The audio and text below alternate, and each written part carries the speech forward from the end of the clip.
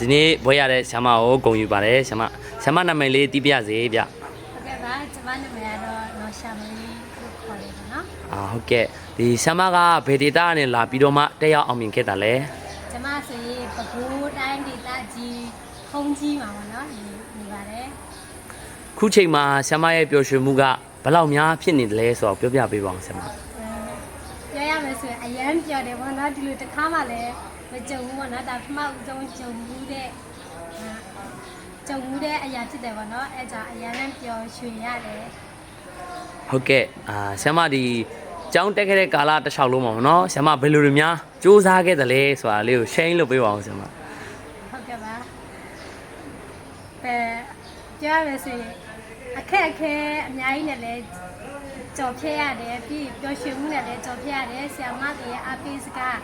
တခါတလေတငယ်ချင်းတွေအားပေးစကားနဲ့လည်းကြော်ဖြတ်ရတယ်ပေါ့နော်အဓိကတော့ဘုရားသခင်ရဲ့ကျေးဇူးတော်ကြောင့်ဒီနေရာထိရောက်အောင်ကြော်ဖြတ်နိုင်တယ်ပေါ့နော်ဟုတ်ကဲ့ဒီဆ iam မဒီအမတ်တရအများကြီးရှိတယ်ပေါ့နော်အဲ့ထက်ကဆ iam မအမတ်အရဆုံးဖြစ်တဲ့အရာတစ်ခုလောက်ပြောပြနိုင်မလားဆ iam မ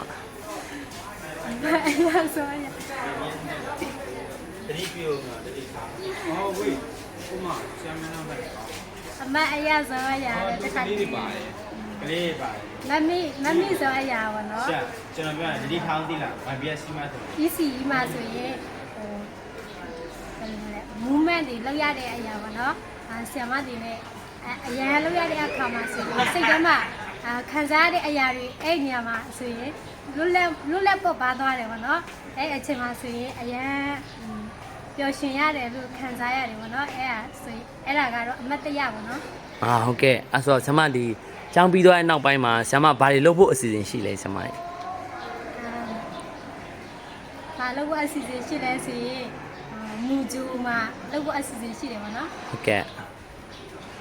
မူဂျူစလုံးဟုတ်ကဲ့ပါဆိုတော့နောက်ဆုံးမေးခွန်းလေးမေးမယ်နော်ဆ iam မဒီအခုကျွန်တော်တို့ဆ iam မတို့တက်ရောက်ခဲ့တဲ့ဒီကျန်းစာကျောင်းပေါ့နော် MRPSD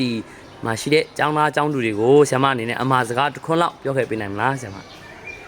ကဲပါကျူးစားပါလေကိုယ့်ဘက်ကိုသွားရင်တော့မအောင်မြင်ဘူးပေါ့နော်အဓိကတော့ဘုရားသခင်ကိုအားကိုးတဲ့အသက်တာနဲ့သွားရင်တော့အရာအားလုံးအောင်မြင်တယ်ပေါ့နော်ဒီနေရာနဲ့အပြည့်ချင်တယ်ဘုရားသခင်အမြဲတမ်းအားကိုးပါစွတ်တောင်းပါဟုတ်ကဲ့ကျေးဇူးတင်ပါတယ်ဆ iam မဟုတ်ကဲ့ပါ